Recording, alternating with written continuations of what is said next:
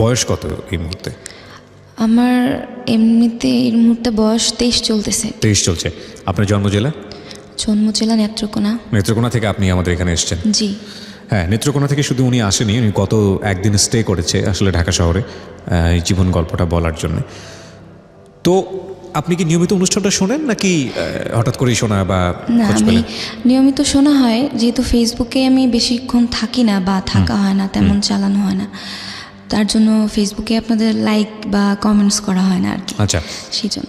তো আপনি কবে থেকে সিদ্ধান্ত নিলেন যে আপনার এই গল্পটা আপনি এখানে এসে বলতে চান বা রেডিওতে বলতে চান? বেসিক্যালি আমি অনেক দিন যাবত আপনাদের এখানে মেসেজ পাঠাচ্ছি, ভয়েস রেকর্ড করে পাঠাচ্ছিলাম। আমার এখানে অনেক দিন আগে আপনার নাম্বার থেকে ফোন গেছিল, একটা বাংলানিক নাম্বার থেকে আমি ফোন মানে ভয়েস রেকর্ডটা পাঠিয়েছিলাম আর কি। আচ্ছা। তো ওখান থেকে আমাকে ফোন দেওয়া হয়েছিল, কিন্তু আমি তখন কলটা রিসিভ করতে পারিনি। ওকে। তারপরে আমাকে যখন পরশুদিন ফোন দেওয়া হলো, তখন আমি দেখতে পারি যে এটা আপনাদেরই নাম্বার। পরে আমাকে আপনাদের এখানে একজন কলিগ ফোন দিয়ে বলল আপনি যে যেটা হয়েছে যে আপনি বেশ কিছুদিন ধরেই ট্রাই করেছেন আসলে। ট্রাই করছি। ওকে, ঠিক আছে। তো শুরু করি। আমি নিজেও জানি না আসলে ইনফ্যাক্ট আপনার গল্পটা কি। Safwan suggested about your story and you are in the chair right now. ঠিক আছে, শুনি আমরা।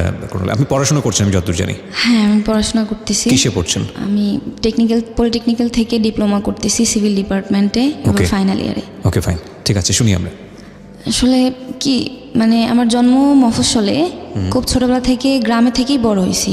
মানে বাবা মা একটা সিকিউর ফ্যামিলিতে বড় হয়েছি বলে বিধায় কি মফস্বল থেকে আমার বাবা মা একটু অন্যরকম। যেমন ধরেন গ্রামের পরিবেশ একটু নোংরা বা বাচ্চা কাচ্চারা একটু উল্টাপাল্টা চলাফেরা করে বলে কারোর সাথে মিশতে দিত না ছোটবেলা থেকেই। আর বাবাকে একটু ভয় পেতাম বলেও মিশতাম না, মানে একা একাই থাকতাম সারাদিন। পড়াশোনা, স্কুল, প্রাইভেট টিচার আসতো বাসায়, পড়াশোনা করতাম। কয় ভাই বোন ছিলেন? আমরা মানে আগে 3 ভাই বোন ছিলাম। 2013-তে আমার আরেকটা বোন হয়। মানে 4 ভাই বোন ইন টোটাল? হ্যাঁ, এখন 4 ভাই। বাবা কি করতেন? বাবা রাজনীতি করতেন আগে, এখন রিটায়ার করেছেন? রিটায়ার করেছেন রাজনীতি থেকে? আমি বলতে চাচ্ছি না, মানে নাম বলাটাই মনে হয়। না, fine, okay, you can hide yourself, no problem. আপনি যতটুকু বলবেন ততটুকুই আমরা শুনবো। আপনি আপনার পজিশনটা একটু জানি, মানে ভাই বোনদের মধ্যে আপনার পজিশন? হ্যাঁ, আমার পজিশন, আমি সবার বড়। আপনি সবার বড়, ওকে, ঠিক আছে, বলুন। তারপরে আমার মা আবার ফ্র্যাঙ্কলি আমি আমার মার কাছে সব কিছু শেয়ার করতে পারি, কিন্তু তারপরেও দেখা যায় কি যে যদিও সব কিছু শেয়ার করি, এমন কিছু জিনিস থেকে যায় যে আমি পারি না সেগুলো বলতে। কারণ বললে দেখা যাবে যে হয়তো মা এগুলা নিয়ে আমাকে ফোর্স করবে নাকি কি করবে, আমি ওটা বুঝি না। নাকি মন খারাপ করবে, নাকি ভাববে যে আমি খারাপ হয়ে গেলাম কিনা। একটু স্টেপ বাই স্টেপ ছোটবেলা থেকেই যদি শুনি। মানে ছোটবেলা থেকে পড়াশোনা করতাম, আবার ছোটবেলা থেকে আমার একটা নেশা ছিল, গান করতাম, আবৃত্তি করতাম। গান পারেন আপনি? হ্যাঁ, আমি গান করি ছোটবেলা থেকে। আমার রিসেন্টলি 2016-তে আমি অ্যালবাম করছি, মিক্সড অ্যালবাম করছিলাম। নাই নাকি?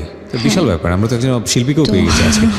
ফাঁকে আমি একটা অ্যানাউন্সমেন্টও দিয়ে দিই। আপনারা নিশ্চয়ই জানেন প্রিয় শ্রোতা যে মাইক্রোফোন টেস্টিং 1024 নামে একটা রেডিও অনুষ্ঠান শুরু হয়েছে নতুন, রেডিও আম্বার 102.4-এ। এটা আমার একটা নতুন প্রজেক্ট, এবং এখানে আমরা একেবারে প্রান্তিক পর্যায়ের গায়ক গায়িকা যারা সে অর্থে কোনো প্রিভিলেজ পান না, মাইলেজ পান না, ফোকাস না, আলোচিত না, সমালোচিত না, কিন্তু তাদের প্রতিভা আছে, এই সব মানুষদেরকে নিয়ে আমরা কাজ করছি। এবং আমাদের একটা মহৎ উদ্দেশ্য আছে, 50 কিংবা 100 পর্ব পরে এদের মধ্য থেকে বেছে বেছে কিছু শিল্পীদেরকে নিয়ে আমরা একটা অ্যালবাম করতে চাই। এবং নট অনলি দিস, আমরা এই অনুষ্ঠানটিকে সোশ্যাল মিডিয়া বা অন্যান্য জায়গাগুলোতে খুব ব্রডার একটা পার্সপেক্টিভ থেকে যাদের প্রতিভা আছে তাদেরকে নিয়ে কাজ করতে চাই। এবং আপনারা যারা 3-4টা পর্ব অলরেডি শুনেছেন তারা বুঝবেন যে আসলে আমরা কী ধরনের কাজ করছি। এটা প্রচারিত হচ্ছে প্রতি শনিবার রাত 10টায় রেডিও আম্বার 102.4 FM-এ। রেডিও আম্বার কিন্তু ঢাকা FM-এর একটা সিস্টার কনসার্ন, মানে ভাই বোনের মতো আর কি। ওকে, জি। তো ছোটবেলা থেকে গান করতাম, স্কুলে বলেন বা এলাকার কোনো প্রোগ্রাম হলে। আর মায়েরও খুব শখ ছিল যে আমি গানটা কন্টিনিউ করি।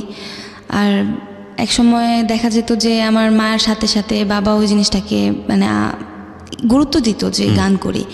তো সবাই পারিবারিক দিক থেকে বা সামাজিক দিক থেকে সবাই খুবই আদর করতো কিছু কিছু বিষয়ের জন্য। এক হচ্ছে পড়াশোনা করতাম, চলাফেরা করতাম খুব অন্যরকমভাবে, যেমন বেয়াদবি করা বা কিছু করা এরকম কিছু ছিল না, সবাই আদর করতো। এখনও এলাকায় গেলে সবাই ডাকে বা কথা বলে, সুন্দর, ভালো লাগে এই জিনিসগুলো আমার কাছে। আচ্ছা। তো একটা স্টেজে গিয়ে পড়াশোনা করতে থাকি। ক্লাস 9-এ যখন উঠি তখন হঠাৎ করেই শারীরিক প্রবলেম দেখা দেয় আর কি, মানে ডিপ্লোপিয়া হয় ফার্স্টে। ডিপ্লোপিয়া বলতে? ডিপ্লোপিয়া এটা ব্রেনের একটা ইফেক্টের কারণে ডাবল দেখার যে রেটিনার প্রবলেম হয়, মানে একটা বস্তুকে আপনি দুটো দেখি। তো এটা কি হঠাৎ করেই হলো নাকি কোনো ইনসিডেন্ট ছিল? হঠাৎ করে হলো কিনা আমি কিচ্ছু বুঝিনি। আমার মা মানে আমি বাড়িতে ছিলাম, আমার মা বলতেছে কি রান্নাঘরে বসার জন্য, মা একটু কাজে যাবে। তো আমি ওখানে বসছি, ছোট মাছ রাখা ছিল সামনে। তো আমি হঠাৎ করে কিচ্ছু দেখতেছিলাম না, মানে একদমই মানে পুরা ব্ল্যাক। আমি অবাক যে হঠাৎ করে ব্ল্যাক হয়ে গেল কেন। আমি বলতেছি যে তুমি না এখানে কি রেখে গেছো, আমি তো কিচ্ছু দেখতেছি না। এভাবে হাত দিলাম, হাতটায় দেখি যে না এখানে বটি আছে। পরে মা বললো কি অবাক কাণ্ড, এখানে মাছ রেখে আসলাম, তোরে বসায় রেখে আসলাম, আবার তুই বলতেছস দেখতেছস না। আমি যে না আমি দেখতেছি না কিছু। তো এভাবে প্রায় একদিন গেল। একদিন যাওয়ার পরের দিন থেকে হালকা ঝাপসা আর ডাবল হওয়া শুরু হলো। বাবা সামনে আসতেছে, বলতেছে দেখ এখন ঠিক আছে কিনা, মা সামনে আসতেছে দেখ ঠিক আছে কিনা, কোনোভাবেই ঠিক হলো না। ডক্টরের কাছে নিয়ে আসলো, ওরা ঔষধ দিল। দেওয়ার পরে প্রতি 3 মাস পরে প্রায় 3 মাসের জন্য আমার একটা ড্রপ নাকি মলম দিত, কখনো মলম কখনো ড্রপ। দেখা যেত যে কি কর্নিয়াগুলো বড় হয়ে যেত, আর কিছু দেখতাম না। ওই সময়টাতে কি ডায়াগনোজ করা মানে ধরা পড়েছে যে অসুখটা কি, নাকি এমনিতেই শুধু ট্রিটমেন্ট চলছে? ট্রিটমেন্ট চলতেছে, মানে ডায়াগনোসড হচ্ছে যে ডিপ্লোপিয়ার জন্য এটা হয়েছে। আচ্ছা। তো তারপরও ওরা ট্রিটমেন্টটা ঠিকমতো করে নাই। যদি করতো ভালো হইতো কিনা আমি জানি না। তবে লাস্ট এখন যখন 2017-তে যখন ডাক্তার দেখাই, তখন ওরা বললো যে অপারেশন করার জন্য। ঠিক আছে, তো আপনার এটা ধরা পড়লো, তারপরে ধরা পড়ার পরে চিকিৎসা কন্টিনিউ করতেছে, পড়াশোনা ওভাবেই চলছে। কতদিন পর বন্ধ থাকে পড়াশোনা, আবার চালায় যাচ্ছি। মানে পড়াও যেত না? মানে পড়াও যেত না, কিছু দেখতাম না আর কি। লেখাও তো খুব ডিফিকাল্ট। আমাকে খাওয়া দিতে হতো অন্যজনের। মানে ওটা যখন বড় হয়ে যেত, আমি সামনে কিচ্ছু দেখতাম না। আমার চাচাতো বোনরা যখন আমার সামনে আসতো, বলতো যে নুসরাত এটা দেখ কেমন, আমি তখন শুধুমাত্র কান্না করতাম, মানে কিচ্ছু দেখতাম না। যখন আমি এটা দেখবো কিভাবে যে এটা কেমন দেখতে, কারণ ঝাপসা দেখতেছি, পুরা অন্ধকার, মানে খুব খারাপ লাগতো। তারপরে এভাবে যাওয়ার পরে এক সময় গিয়ে যখন আমি ক্লাস 10-এ উঠলাম, টেস্ট পরীক্ষা দিলাম। টেস্টের পরে আমি সিদ্ধান্ত নিলাম আর চিকিৎসা করব না, কারণ আমাকে পরীক্ষা দিতে হবে। কারণ আমি গ্রুপ সায়েন্স নিয়েছিলাম, পড়াশোনা করব, ভালো করে একটা কিছু করব। কারণ আমার বাবার ইচ্ছে ছিল যে মেডিকেলে পড়াবে। তারপরে পড়াশোনাটাও তেমন হয়নি, পরীক্ষাটা দিলাম কোনোভাবে। 3 মাস আর চিকিৎসা করি নাই, না করে 3 মাস পড়াশোনা করে পরীক্ষা দিলাম। রেজাল্ট হলো, ভালো কিছু হয় নাই। তারপরেও বাবা এটাকে মানতে রাজি না যে কিভাবে মানে এত খারাপ রেজাল্ট। একটা মেয়ে ক্লাস 5-এ বৃত্তি পাওয়া, একটা মেয়ে ক্লাস 8-এ ভালো রেজাল্ট করা, একটা মেয়ে কন্টিনিউয়াসলি ভালো স্টেপে ভালোভাবে আমি তাকে সার্বক্ষণিক টিচার দিয়ে সার্বক্ষণিক পড়াশোনার মধ্যে রাইখা সে যদি এইভাবে রেজাল্ট খারাপ করে, তাহলে কিভাবে চলবে? কিন্তু আমি ওটা বুঝাইতে পারি না যে আমার শারীরিক প্রবলেমের জন্য এটা হচ্ছে। আচ্ছা, এটা ফ্যামিলি থেকে বুঝতেছিল না? মানে আমার বাবা বুঝতে নারাজ। আচ্ছা, মানে আমার বাবা, তার তো আশা ছিল অন্যরকম, কিন্তু এটা সে বুঝতে নারাজ।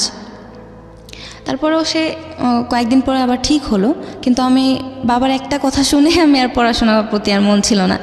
আমাকে 2012-তে এসএসসি পাস করার পরে আমাদের এখানে সরকারি কলেজ আছে, ওখানে আমি ইন্টারমিডিয়েটে ভর্তি হলাম। ওখানে দেখা গেল 1 বছর স্টে করার পরে আমি আর ওখানে পড়াশোনাটা কন্টিনিউ করতে পারিনি আমি। আচ্ছা। আমাকে ময়মনসিংহ ভর্তি করা হলো, বললো যে ঠিক আছে ডক্টর হতে পারো বা না পারো, ওটা হওয়ার দরকার নাই, তুমি এখন এই লাইনে পড়াশোনা করো, তুমি ইঞ্জিনিয়ার হবা। আমার ইচ্ছা আছে। আপনি যেটা বলছিলেন যে পলিটেকনিকে, হ্যাঁ পলিটেকনিক্যাল থেকে ডিপ্লোমা করব, করে তারপর বিএসসিতে যদি ভর্তি হই। তারপরে এভাবে গেল, বিএসসিতে এখানে ডিপ্লোমাতে ভর্তি হলাম সিভিল নিয়ে। ভর্তি হওয়ার পরে ময়মনসিংহ থাকি, একা থাকি। আর ওই যে ক্লাস 9 থেকে আমাকে ডক্টর ঘুমের ওষুধ দেয়, তো ওখানে সবাই দেখতো, বাবার সামনে ওষুধগুলো খেতাম, 1-2টা করে 2-3টা করে নিয়ে এভাবে মাত্রাগুলো বাড়তে থাকে আমার, মানে 1টা 2টা 3টা 4টা 5টা করে মাত্রা বাড়তে থাকে। দেখা যায় এক পর্যায়ে 40টা পর্যন্ত চলে যায়। 40টা এট এ টাইম 40টা চলে যায়। আমি এই যে ঘুমের ট্যাবলেট এতগুলা খাই, আমার কোনো কাজ হয় না, ঘুম আসে না। শুধুমাত্র একটা নেশার ঘরে থাকতাম। নেশা বলতে খুব নেশার ঘর, দরজা জানলা সব বন্ধ, কারোর সাথে কথা বলতেছি না, ওষুধগুলো খাইতেছি, কেমন কেমন লাগতো, ঘুম ঘুম লাগতো, আবার সজাগ থাকতাম, কি করব বুঝে পাইতাম না। তো 2013 মে মাসে আমি একটা রুমে থাকতাম টেকনিক্যালের কোয়ার্টারের ভিতরে। আমার বান্ধবী ছিল 2 জন, ওরা সরকারিতে পড়ে, আমি আবার প্রাইভেটে পড়ি। তো ওরা আবার আমার সাথে থাকে, খুব ভালো ফ্রেন্ড বলতে রুমে যতটুকু থাকা যায়, কিন্তু বাইরে যাওয়া হতো খুবই কম। জি। তো ওখানে আমার এক ফ্রেন্ড, ওদের ফ্রেন্ডের বার্থডে ছিল, আমাকে ডেকে নিল ওখানে। আমি বলছি যে যাব না। এর আগে আমি 5 দিন পর্যন্ত কিছু খাওয়া দাওয়া কিচ্ছু নেই, ঘুম নেই, একদমই টোটালি বন্ধ সব কিছু। তারপর ট্যাবলেট ছিল আর কি, ওই ট্যাবলেটগুলো আমি ওই যে ছেলের বার্থডে ছিল ওর পার্সে পেলাম আর কি, ব্যাগে, কলেজের ব্যাগে। আমি বিষয়টা পরিষ্কার না, আরেকটু পরিষ্কার হতে চাই। ওর বার্থডেতে এক জায়গায় গেলাম, একটা রেস্টুরেন্টে, আমাদেরকে সবাইকে এই ইনভাইট করলো। ছেলেটার বার্থডেতে আপনি কেন যাচ্ছেন? এই ছেলেটা কি হয় সম্পর্কে আপনার? ছেলেটা আমার রুমমেটদের ফ্রেন্ড। রুমমেটদের ফ্রেন্ড।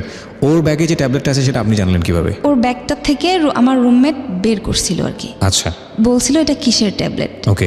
আর ও বলছিল যে এটার ট্যাবলেট, কিন্তু ওই ছেলে জানতো না যে আমি কন্টিনিউয়াসলি ঘুমের ট্যাবলেট তখনও খাই। তারপর ওর কাছ থেকে ও নাবিয়া আমার ফ্রেন্ড ছিল যে, সে বলল যে সে যখন শুনলো যে এটা ঘুমের ওষুধ, তখন তাড়াতাড়ি করে ওটা ওই ছেলের কাছে দিয়ে দিল, দিয়ে বলল যে এটা সেভ কর, কারণ সাথে প্রবলেম আছে। তো আমি বললাম কিসের প্রবলেম নাবিয়া, তুই এরকম বললি কেন? তো বলতেছে না কোনো প্রবলেম নাই, এটা সেভ করতে বলছে ওকে। তো আমি কি করছি, এক পর্যায়ে ওর কাছ থেকে ওটা টেবিলে ছিল, ও হাত ধুইতে গেছে, খাওয়া দেয়, তো আমি ওখান থেকে নিয়ে আমার পার্সে নিলাম। আমার তো ঘুম কোনোভাবেই আসতেছে না, বাসায় আসলাম, আসার পর ওটা খাইলাম। প্রথম 5টা খেলাম, খেয়ে শুইছি, ঘুম আসতেছে না। তারপর সব যতগুলো ছিল এখানে 12টা না কয়টা ট্যাবলেট ছিল, সবগুলো খাইলাম আমি। খাওয়ার পরে ওরা প্রাইভেটে চলে গেছে, আমি রুমে একা, দরজা ভিতর দিয়ে মারা ছিল না, কারণ আমি তার আগেই ঘুমিয়ে পড়ছিলাম। তো ওরা এসে দেখে কি যে আমি বালিশ ছাড়া বিছানার মধ্যে শুয়েছি। তো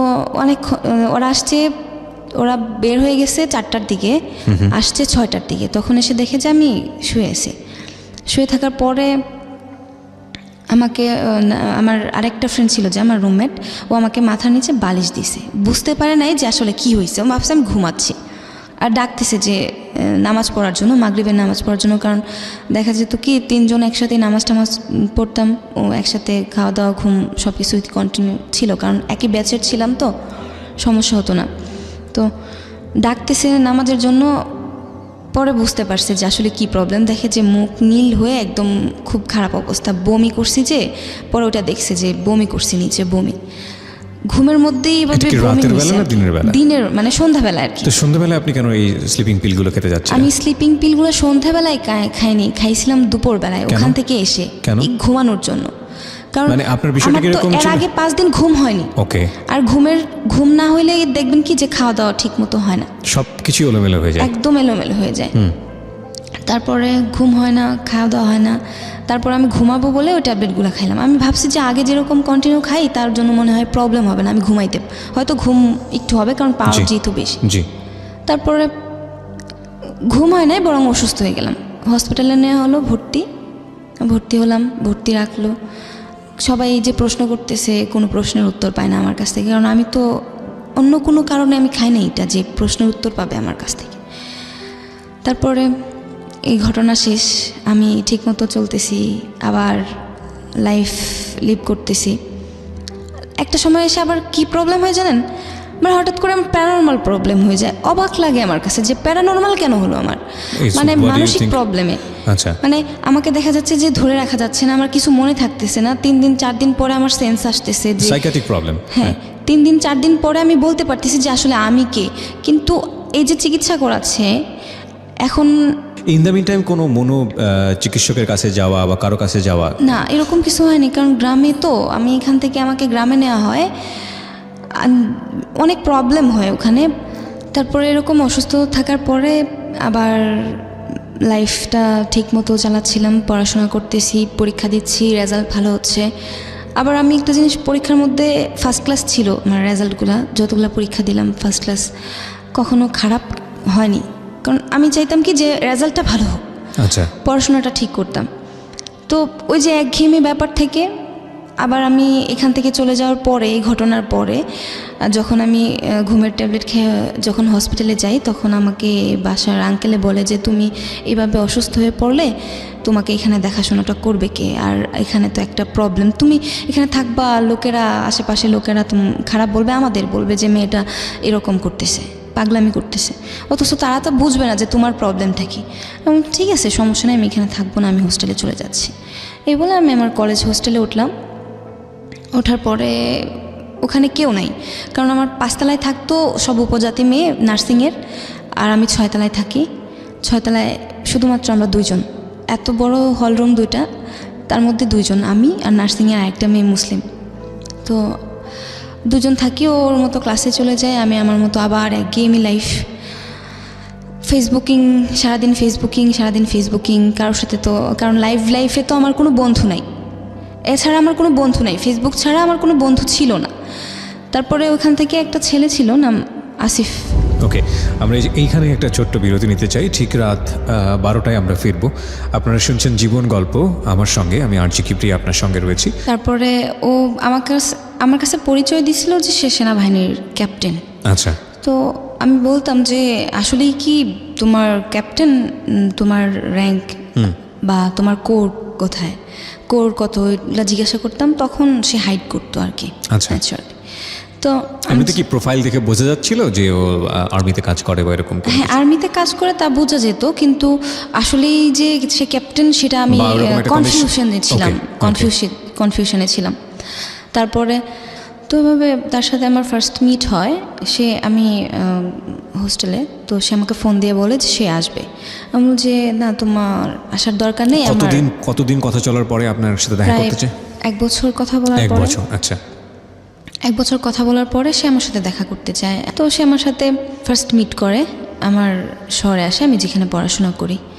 তো আসার পরে দেখা হওয়ার পরে তার সাথে আমার যেরকমভাবে, আমি যদি ভুল না করে থাকি, মানে ফার্স্ট মিটে আপনাদের মধ্যে এমন একটা সম্পর্ক যায়, সেটা আসলেই উচিত ছিল না, বিষয়টা এরকম। আচ্ছা, তো এই সম্পর্কে কি এটা কি হঠাৎ করে হয়ে গেল, না আপনাদের মধ্যে 1 বছর আসলে এই ধরনের কথাবার্তাই হতো? না, আমাদের মধ্যে এরকম কোনো কথাবার্তা হয়নি আগে। আপনি চাইলে সিচুয়েশনটা অ্যাভয়েড করতে পারতেন? অ্যাভয়েড করতে পারতাম, কারণ আমি অ্যাভয়েড করছি। আমি যথেষ্ট চেষ্টা করছি যে আমি ওর সাথে এরকম সম্পর্কে জড়াবো না, জড়াতে চাই না। কিন্তু অ্যাক্সিডেন্টালি এরকম একটা পর্যায়ে মানে আমার যখন যে বয়সটাতে তার সাথে রিলেশনটা হয়, তখন আমার এতটা বোঝার মতো ক্ষমতা ছিল না, বয়স ছিল না। তারপরে ওর সাথে এরকম মানে অনৈতিকভাবে যেভাবেই হোক হয়ে গেল। তারপরে ও এখান থেকে চলে যাওয়ার পরে আমি চেষ্টা করি সম্পর্কটাকে টিকিয়ে রাখার জন্য, অনেক চেষ্টা করি। তারকে আমি ফোন দিই, সে ওখান থেকে যাওয়ার পরেই সে আমার সাথে কথা বলা বন্ধ। ও চেঞ্জ হয়ে যায়, পুরো চেঞ্জ। তারপরে আমি বলি কি যে তোমার প্রবলেমটা কোথায়, আমাকে শেয়ার করো। না, সে বলে আমি আইসিইউতে ভর্তি, আমার ব্রেনে প্রবলেম, আমার ব্রেনে রক্তক্ষরণ হয়, আপনাকে অ্যাভয়েড করছে। হ্যাঁ, অ্যাভয়েড করতেছে। আমি বললাম যে ব্রেনে রক্তক্ষরণ হয়, অথচ তুমি ফেসবুকে কিভাবে সম্ভব? বলছে আমি তো আইসিইউতে ভর্তি। তারপরেও বুঝতে পারলাম যে সে আমার সাথে এরকম একটা চিটিং করলো। তারপরে গেল এরকম 1 বছর যাওয়ার পরে আমার সাথে, তারপরে আবার আমার পরিচয় হয় আরেক ছেলের সাথে, ওই ফেসবুকেই। সে কলকাতায় থেকে পড়াশোনা করে, নিফাতে ফিল্ম ডিরেকশন নিয়ে পড়াশোনা করতো। বাংলাদেশের ছেলে। আচ্ছা, আমি নাম না বলি, কারণ ওর বাবা একজন পরিচালক। ঠিক আছে, সমস্যা নেই। হ্যাঁ, দেখা গেছে কি যে ওর সাথে আমার খুবই ভালো বন্ধুত্ব, কিন্তু ছেলেটা ছিল নেশাখোর। আচ্ছা, আপনি বুঝলেন কিভাবে? নেশাখোর বলতে সে আমাকে বলতো। আচ্ছা। আর অলওয়েজ তার কর্মকাণ্ডই ছিল এরকম, বুঝতাম যে, কারণ সবসময় হোয়াটসঅ্যাপ, ভাইবার বা ইমো, এগুলাতে মেসেঞ্জারে ভিডিও কল, অডিও কল সবসময় কথা হতো। তো দেখতে পারতাম বা বুঝতেই পারতাম, মুভমেন্ট দেখে বুঝতে পারতাম যে রং। আর ও নিজেও বলতো যে আমি এরকম। আমি চেষ্টা করতাম যে ওকে মেন্টালি একটু ওই দিক থেকে আনার জন্য। ইন দ্য মিনটাইম আপনার সঙ্গে আসিফের সম্পর্ক শেষ। ওকে। তো ইন্টারেস্টিং বিষয় হচ্ছে যে ভার্চুয়াল বলয়ের যে রিলেশনশিপগুলো, এগুলো খুব দ্রুত গতিতে মানে কাছাকাছি চলে যাওয়া যায়, এবং আবার খুব দ্রুত গতিতে অ্যাভয়েডও করা যায়। তো তুই করে সম্পর্ক ছিল? তো তুই করে সম্পর্ক ছিল। বলতাম যে এরকম করাটা ঠিক হচ্ছে না, তো আমাকে বলতো তুই ঘুমের ট্যাবলেট নিস কেন? আমি বলতাম যে এটা তো আমার একটা মানে আমার ঘুম হয় না বা আমার এটা অভ্যাস হয়ে গেছে, আর আমি তো তাছাড়া অন্য কিছু নিচ্ছি না, আমার কোনো প্রবলেম নেই। তখন ও আমাকে সাজেস্ট করতো যে দেখ এটা খাস না, খেলে এরকম প্রবলেম হবে, তোর শারীরিক প্রবলেম হবে বা তোর মানসিক সমস্যা হয়ে যেতে পারে। রাইট। তো ওর কথা শুনে আমি আমার ঘুমের ট্যাবলেট খাওয়া ছেড়ে দিতে পারছি। তারপর ও বাংলাদেশে আসে, ফার্স্ট মিট হয় আমাদের ঢাকায়। তো ওর সাথে ফার্স্ট মিট হওয়ার পরে আমার সম্পর্কটা কি ফ্রেন্ডশিপের জায়গাতে ছিল নাকি এক্সট্রাঅর্ডিনারি? প্রথমে ফ্রেন্ডশিপের জায়গাতে ছিল। আমি আমার জায়গা থেকে ওকে খুবই পছন্দ করতাম, কারণ ও লেখালেখিটা খুব ভালো করতো। আচ্ছা। তো ওই জায়গা থেকে আমি ওকে খুব ভালোবাসতাম এবং খুব ভালো জানতাম এবং খুব ভালো বন্ধু মনে করতাম। তো বাংলাদেশে আসে, আসার পরে যা শুরু হয়, প্রথম দেখা হওয়ার আগে ও আমার কাছ থেকে বিভিন্নভাবে টাকা নেওয়া শুরু করে। জাস্ট টাকাগুলো যে নিত আমি বুঝতে পারতাম যে আসলে নেশা করার জন্য নিচ্ছে। এবং আপনি দিতেন? আমি দিতাম, কারণ জানতাম কি যে বাসায় চিল্লাপাল্লা করতেছে, ভাঙচুর করতেছে, খুবই বাজে অবস্থা আর কি। তো আমি বলতাম যে একটা ছেলে এরকমভাবে বাসায় ভাঙচুর করবে, তার বাবা মা দিচ্ছে না, তার এই ছেলেটার জন্য বাসার এতগুলো লোক সাফারার হবে, এটা কি করে সম্ভব? তাহলে আমি তো এখানে একা থাকি, আমার তো লিমিট খরচ, আমার হাতে তো টাকা থাকে। তো আমি ওটা দিয়ে দিতাম। আমি বলতাম যে ঠিক আছে, তুমি আমার কাছ থেকে নাও, আমি তোমাকে দিচ্ছি।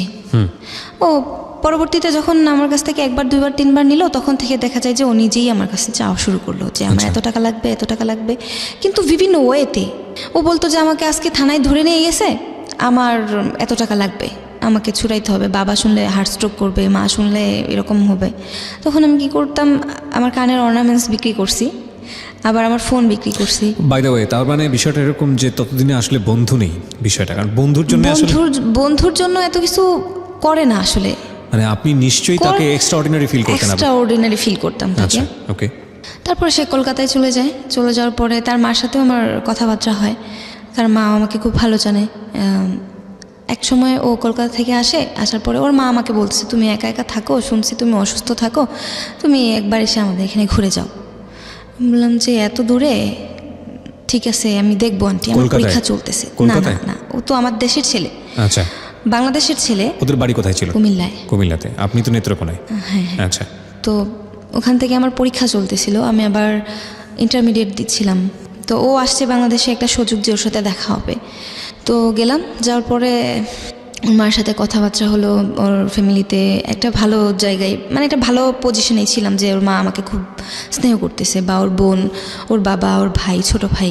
হঠাৎ করে আমার আর ওর মধ্যে ক্লোজলি একটা রিলেশন চলে যায়। তো ওর মা ফার্স্ট রিলেশনশিপে যেই ভুলটা ছিল, সেকেন্ড রিলেশনশিপে ওর সাথে সেকেন্ড দেখা হওয়ার পরে ওর সাথে ক্লোজলি আবার আমরা ক্লোজ রিলেশনে চলে যাই।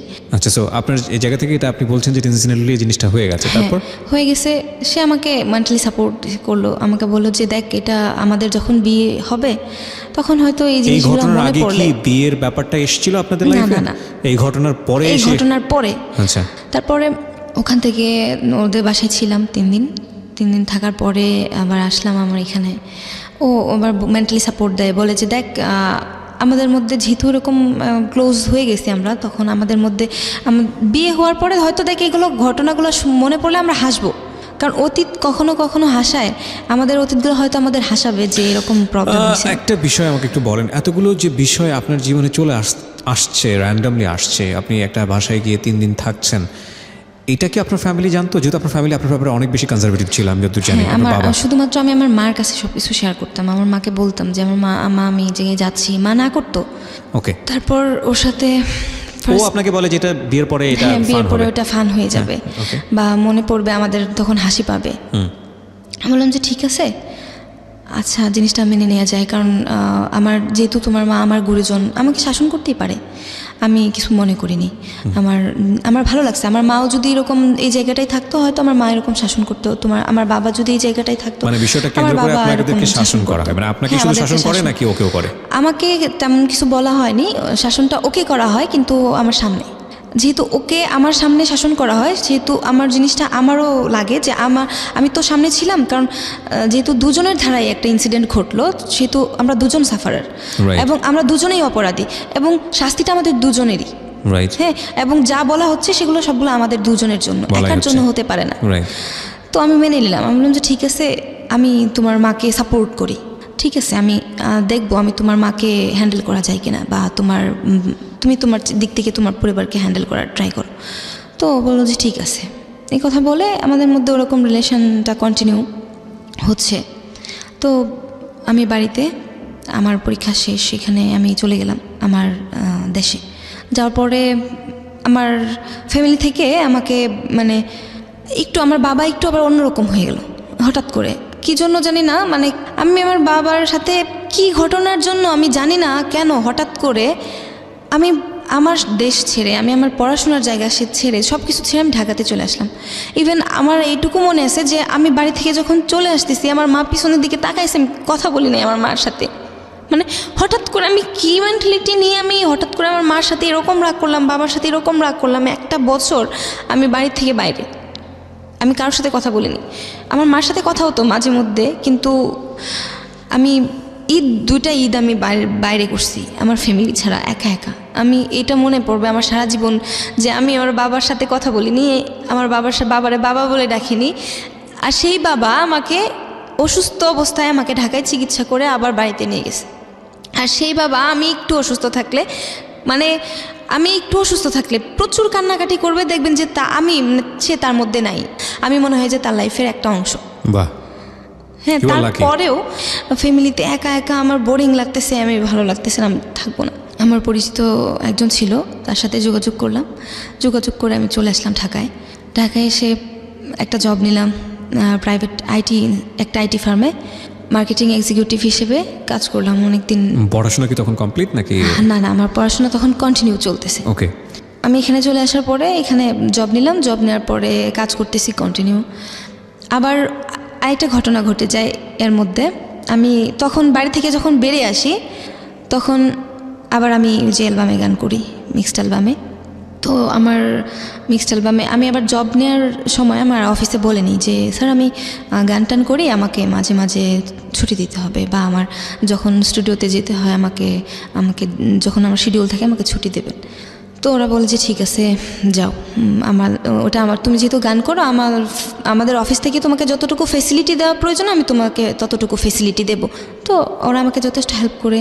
আমার যখন ফার্স্ট রেকর্ডিংয়ের ডেট ছিল, আমি অফিস থেকে ছুটি নিয়ে যাই। তো ছুটি নিয়ে যাওয়ার পরে ওখানে যার সাথে আমার অ্যালবাম গান করি, তার রাত হয়ে যায় অনেক, মানে প্রায় 2টা বেজে যায় স্টুডিওতে রাতে। তো আমি বলছি এখন তো আমি যে বাসায় থাকি গেট লাগাই দিছে, এখন আমি বাসায় যাব কি করে, কারণ বাসায় যাওয়া সম্ভব না। তো বলতেছে আমার মা বাসায় নেই, তুমি যদি চাও তাহলে আমার বাসায় যেতে পারো, আমার বাসায় একটা বোন আছে থাকে আর কি।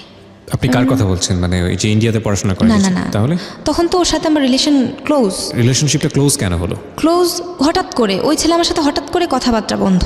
Second time same incident? না, বন্ধ বলতে আমি যখন ওই অফিসেও জব করি তখনও আমি ওকে টাকা পাঠাইছি।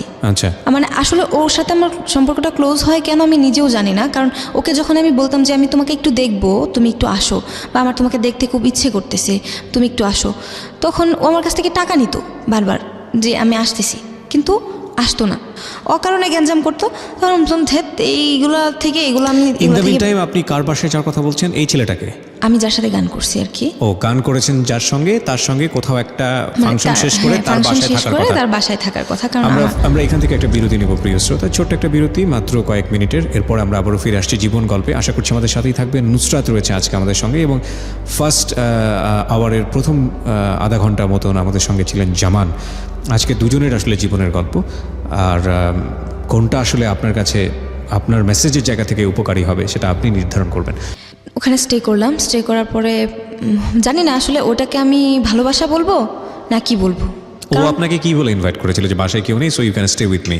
কারণ যেহেতু তোমার বাসায় তুমি যেতে পারবে না, সো আমার বাসায় থাকতে পারো। বাট উনি বলেছিল যে আমার বাসায় কেউ নেই বা? না, এরকম কিছু বলেনি। ও বলছে যে ওর বাসায় বোন আছে, ওর বাসায় বোন আছে, ওকে ভাই রাখে, ওর বাসায় থাকে, সাবলেট ভাড়া, ওর বাসায় বোন আছে, ও তাই বাসায় যাইতে বলছে। কিন্তু আমি যাওয়ার পরে দেখি যে কেউ নেই বাসায়।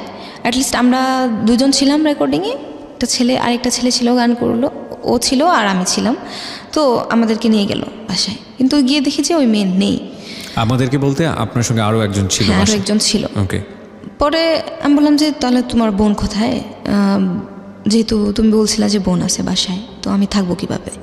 বলছে সমস্যা নেই, তুমি এখানেই থাকতে পারো।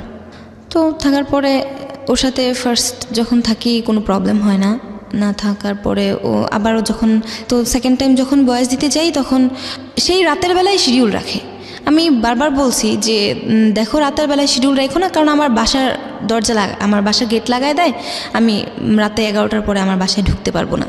ও বলে যে সমস্যা নেই, তুমি যদি সমস্যা হয় আমার বাসায় তো থাকতেই পারবা, তোমার কি কোনো প্রবলেম হয়েছে তুমি যে সেদিন থাকলা? আমি বললাম যে না, কোনো প্রবলেম হয়নি, তবে এবার থাকাটা ঠিক হচ্ছে না। Basically he was A music producer or something like this? না না না। তাহলে উনি কে ছিল? ও আমার সাথে গান করছে।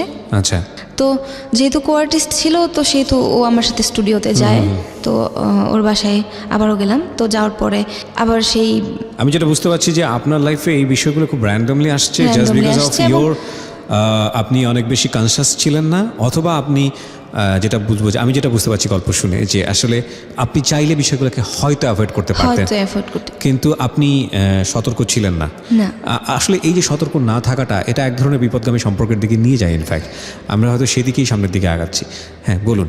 তারপর এভাবে রিলেশনটা ছিল কতদিন, থাকার পরে ওখান থেকে আমি বের হয়ে যাই। ওই ওর সঙ্গে এক ধরনের রিলেশনশিপে ছিলেন? রিলেশনশিপে ছিলাম কিছুদিন, জাস্ট কিছুদিন থাকার পরে কিছুদিন আমি, বলতে আসলে এটা কি ধরনের রিলেশনশিপ ছিল? লাইক লাইক জাস্ট ফ্রেন্ড, এবং তার সাথে কাজ ফ্রেন্ডস করি। উইথ বেনিফিট, হ্যাঁ, যেটাকে আমরা বলি আজকালকার শব্দে।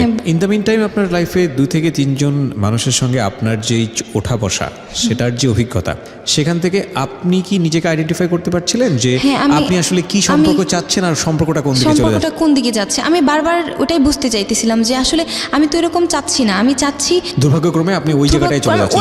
ওই জায়গাটাতে আমি বারবার ধাক্কা খেয়ে কেন ওই জায়গাটাতেই গেছি আমি জানি না। তো এটা কেন হচ্ছিল? আপনি খুব রক্ষণশীল পরিবারে বড় হয়েছেন সে কারণে কি, নাকি অন্য কোনো ডিফল্ট ছিল আপনি বুঝতে পারছিলেন আমি না? কোনো কিছুই বুঝতে পারতেছিলাম না, কারণ ওই যে বললাম যে আমার বোঝার যে ক্ষমতাটা, ওটা হওয়ার আগে আমি ওই সম্পর্কগুলো নষ্ট হয়ে যায়। মানে আপনি আসলে সম্পর্কে একটা কনক্লুশনে আসার আগেই, অভিজ্ঞতা পাওয়ার আগেই সম্পর্কটা হঠাৎ করে নষ্ট হয়ে যাচ্ছে। So in the mean time দুটো জিনিস হতে পারতো, আমি জানি না হয়েছে কিনা। একটা হচ্ছে যে এই ঘটনা যদি আপনার অনাগ্রহী হয়ে থাকে, যে ইনসিডেন্টলি আপনি খুব প্যাচে পড়ে এরকম একটা জায়গায় চলে যাচ্ছেন, তাহলে যেটা হবে যে ছেলেদের সম্পর্কে আপনার খুব বীতশ্রদ্ধা একটা আইডিয়া জন্মগ্রহণ করবে যে সব ছেলেই বোধহয় এরকম। হ্যাঁ, সব ছেলে এরকম। তারপরে শুনুন, আমি এই সম্পর্ক থাকাকালীন আমি যখন আবার অসুস্থ হয়ে যাই, আমার ডান পাশের কিডনিতে ইফেক্ট হয়। তো অফিসেই আমি তখন আইসিটি মন্ত্রণালয়ে আমাদের ছিল, ওই দিন আমাদের সেমিনার ছিল। আমার মনে আছে আমি এখন পুরো ঢাকা শহর আমি জুতা ছাড়া হাঁটছি, পা থেকে মাথা পর্যন্ত জ্বালাপোড়া করছে আমার। ওহো, জুতা ছাড়া আমি পুরো ঢাকা শহর ওই দিন আমি হাঁটতেছিলাম এই কিডনির প্রবলেমের জন্য। হ্যাঁ, আমার পা থেকে মাথা পর্যন্ত জ্বলতেছে। আর তার আগে 1 মাস আগে থেকেই কোমরে ব্যথা হয়। আমি বাড়িতে তো কথা বলি না কারোর সাথে। আমার একটা ভাতিজি ছিল সম্পর্কে, আমাদের দুঃসম্পর্কের এক ভাতিজি, তার সাথে আমি কথাবার্তা বলতাম, ফ্যামিলির খবর নিতাম আর কি। তো ওই যে বাবার সাথে রাগ করে চলে আসছি, কথা বলিনি। তারপরে আমার এক কাজিন, তার বাসায় আমি থাকি। তো সে আমাকে সে আবার প্রেগনেন্ট ছিল। আমি যখন অসুস্থ হয়ে যাই, অফিস থেকে আমাকে বাসায় দিয়ে যায়। বাসায় দিয়ে যাওয়ার পরে 17 দিন, প্রায় 17 দিন আমি টানা 17 দিন শরীরে জ্বর ছিল, ব্যথায় উঠতে পারি নাই বিছানা থেকে। আমার যখন জ্বর কমছে, আমি বাইরে গেছি, গিয়ে ফার্মেসি থেকে ওষুধ নিয়ে এসে ব্যথাটা কমায় রাখছি। তো বাসার যে কাজের বুয়া ছিল, সে একদিন রাত্রে বলতেছে যে আপনার বোন সারা রাত তো এরকম ব্যথায় কুকায়, আবার করে জ্বর থাকে প্রচণ্ড শরীরে। কারণ আমি একা থাকতে রুমে ভয় পাই, সে নিচে ফ্লোরিং করে শোয়। তো আমার বাবা আসছে, আয়সা পিজিতে নিয়ে গেল। নিয়ে যাওয়ার পরে তো প্রবলেম ধরা পড়ে। ওরা প্রায় 3 মাস বেড রেস্ট, 3 মাস আবার বাড়িতে নিয়ে যায় আমার বাবা। নিয়ে গিয়ে যাওয়ার পরে আমি ওখান থেকে আসি। 3 মাস ছিলাম, 3 মাস থাকার পরে আসার পরে আমার ওখানে অফিসে জয়েন করার জন্য চেষ্টা করি আবার, কিন্তু 3 মাস থাকার পরে তো আর ওই জবটা থাকবে না। আমার জবটা নেই, আমি অফিসে আর জয়েন করতে পারিনি। না জয়েন করতে পারলেও আমি পার্ট টাইম কিছু কাজ করতাম খুচরো, কারণ ওই যে বাবার সাথে যে রাগটা, ওটা অসুস্থতা কাটার পরেও আমার থেকে যায়। আচ্ছা, কারণ আমার বাবা যে এসে যে চিকিৎসা করায় নিয়ে গেলো, আমার বাবার সাথে আমার তারপরেও কোনো কথা হয়নি। আমার রাগটাই কমে নাই বাবার প্রতি। কী জন্য যে রাগলাম আমি সেটাও জানি না, আবার বাবাও আমার সাথে কেন কথা বলে না সেটাও জানি না, আবার আমিও কেন কথা বলি কথা যে বলি না সেটা জানি। হতে পারে মেডিসিনের সাইড এফেক্ট বা যে কোনো কিছু হতে তো পারে। এভাবে গেল। যাওয়ার পরে আমি ঢাকাতে ওই আমার এক বড় ভাই, মানে পরিচিত বড় ভাই, 6-7 বছর যাবৎ চিনি আর কি। তো তার ওয়াইফ নাই, 2টা বাচ্চা, ছোট ছোট 2টা মেয়ে। রেখে মারা গেছিলো। যখন সেকেন্ড মেয়েটা হয় তখন মারা যায় আর কি তার ওয়াইফ। তো ওনার এখানে বলছি যে ভাই আমি গ্রাফিক্সের কাজ শিখবো, আপনি কি আপনার এখানে শিখাইতে পারেন আমাকে, তাহলে আমার একটু উপকার হতো। বলতেছে যে ঠিক আছে তুমি আসো, সমস্যা নেই, তুমি শিখতে পারো, কাজ করো আয়শা। তো আমি ওনার এখানে যাই, যাওয়ার পরে ওনার যে দুটা মেয়ে আমাকে খুবই পছন্দ করে। দুটো মেয়ে খুবই পছন্দ করে বলতে গেলে খুবই পছন্দ করে, আমাকে ছাড়া কিছু বুঝে না। তো ওই দুটো মেয়ে আমাকে এক পর্যায়ে বলতেছে কি আন্টি আমরা কি তোমাকে আম্মু বলে ডাকতে পারি? তখন আমি তো ইতস্ত হয়ে গেছি যে এই দুটা বাচ্চা মেয়ে কি বলতেছে, পাগল নাকি, আমি কি বলবো, মানে এখন না পারতেছি ওই বাচ্চা দুটার মনে আঘাত দিতে, না পারতেছি নিজেকে কিছু বলতে। আবার আমি ওই ভাইয়াটাকে বললাম যে ভাইয়া আসলে দেখেন কি বলতেছে, কি করব? বলতেছে তোমার যা ইচ্ছা। বলছি বাচ্চা দুটা মেয়ে মানে একদমই পিচ্ছি, একটার বয়স মনে হয় 5। ওনার মা কি হয়েছিল? বাচ্চা দুটা যখন সেকেন্ড বাচ্চাটা হয় তখন মারা যায়। হ্যাঁ, ওকে। তো বাচ্চা দুটা একা, পুরো বাসা একা থাকে, উনি মানে টেক কেয়ার করার মতো সময় নেই, বাচ্চা দুটা খুব এলোমেলো। তো দেখে আমার খুব খারাপ লাগে। আমি বলি যে ঠিক আছে, আমি যতদিন এখানে কাজ শিখতে আসবো মেয়ে দুটাকে আমার সাথে ততক্ষণ রাখবো।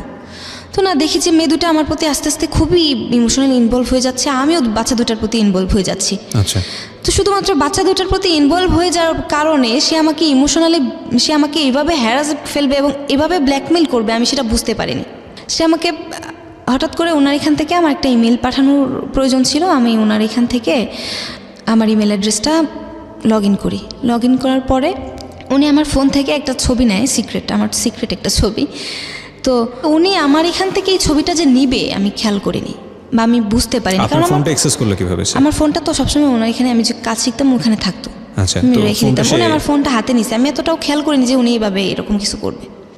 তারপরে ওনার এখানে আমি এটা তো জানি না, আমার এখানে নাই, আমার মেমোরিতে ওই ছবিটা নাই, উনি নিয়ে আমার এখান থেকে ডিলিট করে দিছে। ডিলিট করে দেওয়ার পরে আবার এই রিলেশনটার পরে আবার আমার কুমিল্লায় যে তার সাথে রিলেশন ছিল ও আমার সাথে আবার যোগাযোগ করে। কুমিল্লার রিলেশন বলতে কি ফার্স্ট রিলেশনশিপ? আমার সেকেন্ড টাইম যে রিলেশনটা ছিল, কলকাতায় যে পড়াশোনা করতে ওই ছেলেটা যোগাযোগ করছিল আমার সাথে, যোগাযোগ করছিল আর কি। আচ্ছা।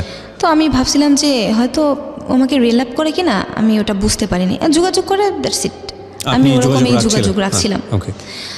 তো কথাবার্তা হচ্ছিল ওর মধ্যে, সে আমাকে বলতো যে সে আমাকে ভালোবাসে বা কিছু একটা। আমি বলতাম ঠিক আছে, ভালো যেহেতু বাসো আমিও বাসি, তুমি যেহেতু আমাকে ভালোবাসছিলে আমি যেহেতু ভালোবাসছি, ঠিক আছে বাসি।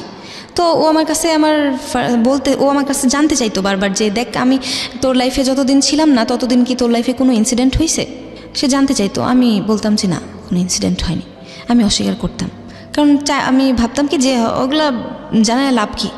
ওনার এখান থেকে যখন আমি ইমেলটা সেন্ড করি ওখানে, হঠাৎ করে সার্ভার চলে যায় ওনার এখানে।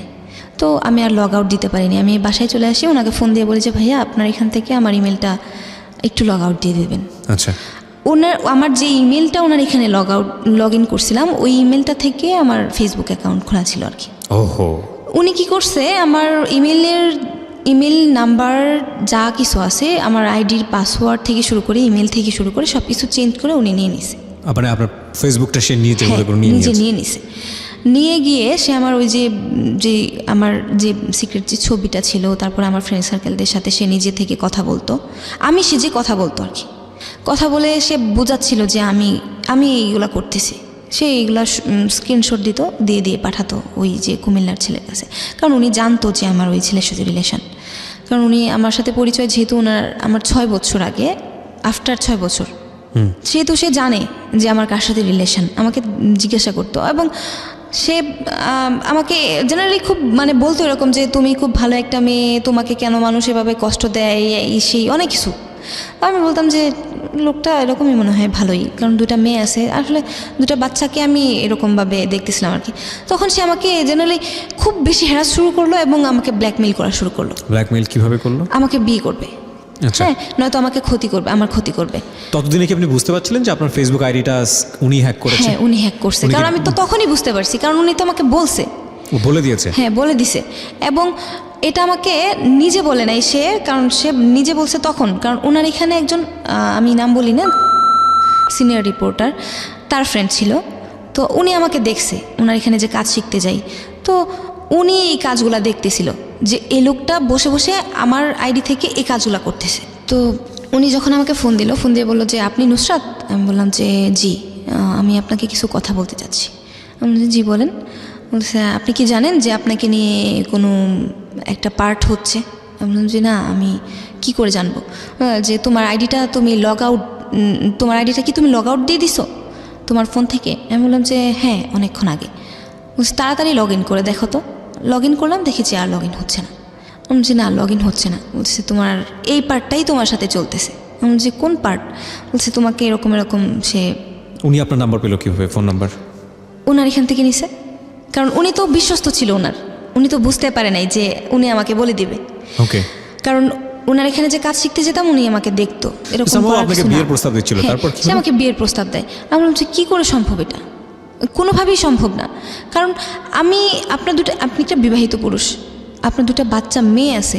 আমি এরকম রিলেশনে আর জড়াইতেও চাচ্ছি না। আপনি এরকম কেন করতেছেন আমার সাথে? আপনি কি চান? মানে বিভিন্নভাবে এসে আমার এই করতেছে আর কি, ব্লেম দেওয়া শুরু করছে। এগুলো আমি পরে আর কানে নিই নাই, না নিয়ে আমি আমার মতো থাকলাম। ঢাকা থেকে চলে গেলাম।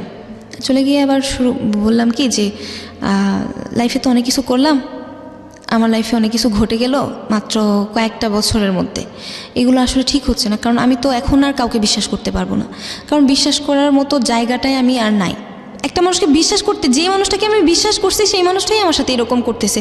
মানে কন্টিনিউ আমি একটার পর একটা এরকম ঘটেই গেছে। তারপরে আমি আমার মতো করে আবার চলে গেলাম বাড়িতে।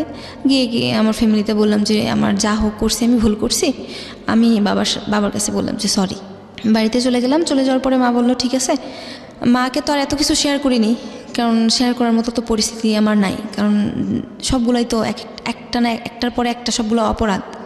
তো মাকে বললাম যে মা, আমি আবার পড়াশোনা করতে যাচ্ছিলাম, আবার কন্টিনিউ আমি আমার কলেজে যাব, বা আমি গ্রাফিক ডিজাইনটা শেখা হলো না? না, শেখা হলো না। ওনার এখানে কিছুদিন থাকার পরেই ওনার এখানে এরকম শুরু হলো। ওনার সাথে কি কমিউনিকেশনটা অফ হয়ে গেল, নাকি সামহাও উনি আপনাকে ট্র্যাপ না করে না, দিয়েছে? উনি আমাকে ট্র্যাপ করতেছিল। আমি আমার নাম্বার সব বন্ধ করে দিছি, ক্লোজ। আচ্ছা। একদম ক্লোজ। আমি বলছি যে ঠিক আছে, ফেসবুকে যা ইচ্ছা তাই করো, আমি দেখবো না, কিচ্ছু না, নিজের মতো করে করো। আমরা বিরতি নেব এখানে, একটা প্রিয় শ্রোতা, ছোট্ট একটা বিরতি। গল্পের একবারে শেষ ভাগে চলে আসছি। আজকের এই গল্পের একটা বারবার যখন শুনছিলাম যে আসলে মেসেজটা কী হতে পারে, আমরা আমাদের ব্যক্তি জীবনে যে শিক্ষাটা লাভ করি, আমাদের পাঠ্য বই থেকে বলেন বা একাডেমিক এডুকেশন থেকে বলেন, কিন্তু আমাদের পরিবেশগত বা সামাজিক যে শিক্ষাগুলো, সেগুলো কিন্তু খুব গুরুত্বপূর্ণ। এবং সেখানে আসলে ভুল শিক্ষাটা যদি চলে আসে, তাহলে কোনো না কোনোভাবে আমরা এই রকম ঘটনার মুখোমুখি হতে পারি। সুতরাং সেই জায়গাটি থেকে আজকের এই গল্পটিকে আপনি কিভাবে নেবেন, সেটা কিন্তু একটু ভাবার বিষয়। আমরা ছোট্ট একটা বিরতি নিচ্ছি। আমি বাড়িতে চলে গেলাম। আমার পড়াশোনাটা সবকিছু কনভিন্স করে আমি বাড়িতে চলে গেলাম। চলে গিয়ে আবার পড়াশোনাটা কন্টিনিউ করার জন্য আবার আমি আমার মানে যে জায়গা থেকে আমি পড়াশোনা করি সেই জায়গায় চলে আসছি। তো পড়াশোনা করতেছি, পড়াশোনা কন্টিনিউ চলতেছে। এক পর্যায়ে আবার শিল্পকলায় ভর্তি হলাম। ভর্তি হয়ে আবারও গানটা কন্টিনিউ করলাম, যে দেখি আমি আমার গানটায় থাকলে হয়তো বা আমাকে আর কোনো ভুল ছুঁইতে পারবে না, বা আমি কোথাও যাব না, একটা নেশায় থাকবো, একটা ঘোরে থাকবো। তো ওইভাবে লেখাটাও আমি লেখালেখি করতাম, যেহেতু মানে টুকটাক লেখালেখি করতাম, কবিতা লিখতাম, গল্প লিখতাম। তো লেখালেখিটা কন্টিনিউ করতাম আর গানটা কন্টিনিউ করতাম। প্রতিদিন রেওয়াজ করা বাসায়, মানে সব কিছু কন্টিনিউ করে মস্তিষ্কটা একটা জায়গায় স্থির রাখতেছিলাম আর কি, যে দেখি আমি সব কিছু থেকে বেরিয়ে আসতে চাচ্ছি, যে এইগুলা ঘটনা আমার লাইফে যেগুলো ঘটছে আমার লাইফে যেন আর না ঘটে। তো আমি আমার মতো করে গান গাওয়া, প্র্যাকটিস করা, সব কিছুই পড়াশোনা করা। আবার সেই ফেসবুকেই যে আমার সাথে পরিচিত ছিল, তো